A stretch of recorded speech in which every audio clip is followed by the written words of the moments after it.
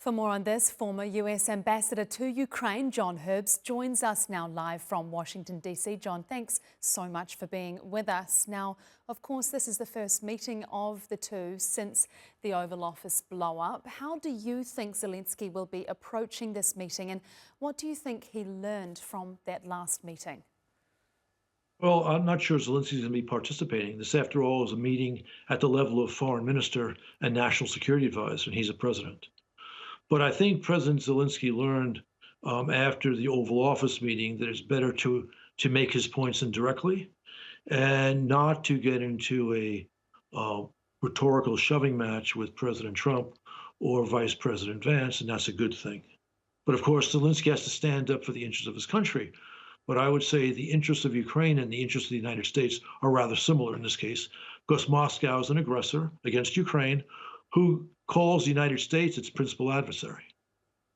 And Marco Rubio there talking about working out what concessions Ukraine is willing to make. In your view, how much do you think Ukraine is willing to give up, and will there be a push for security guarantees?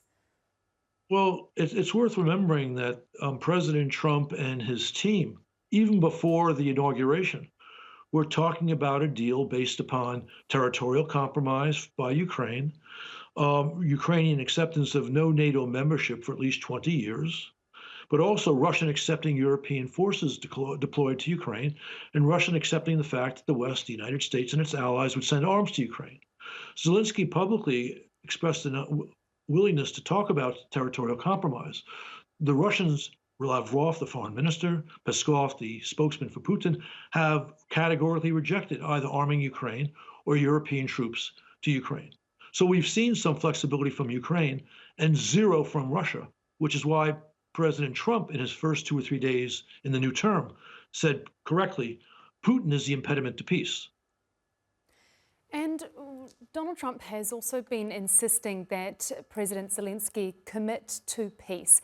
What do you think he means by this? Does he mean a version of peace decided on by Russia and the US, or does he mean the peace plan that the UK and France are looking to put together? Well, again, even before the inauguration, after the election, President Trump and his team were talking about a durable peace, meaning a peace that would be maintained without further Russian aggression.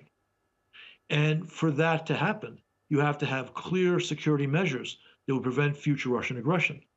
And Trump himself, or rather his team, outlined, again, deployment of European forces to Ukraine, arming Ukraine. And the Russians have rejected that. So if it's simply incomprehensible why the administration decided to, in fact, make it easier for Russia to commit aggression by pausing the weapons supply and the intelligence sharing. President Trump said yesterday, maybe this will be lifted soon. I hope so. Otherwise, President Trump is enabling Putin to conquer Ukraine and not establishing the durable peace he claims is his objective. And finally, you mentioned that pause on US aid and intelligence. Of course, we've seen Keir Starmer also raise his hope that be restarted in a call with Trump. How likely do you think that is? To be honest, I don't know.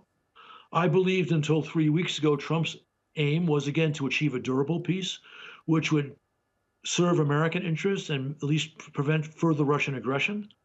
But his not factually correct attacks on Zelenskyy, some of which Trump has backed away from, and again, most importantly, ending, at least temporarily, American military aid and intelligence sharing to Ukraine, suggests to some that Trump is trying to make a peace that the Russians will accept, which means a peace which would be easily then violated by Putin as he seeks further gains in Ukraine. I hope that's not President Trump's intention. I'm not prepared to say it is, but the policy does not look pretty right now. It doesn't look like it's serving American interest in a durable peace in Ukraine. Former US Ambassador to Ukraine, John Herbst, joining us there from Washington, D.C. Thank you so much for your analysis. My pleasure.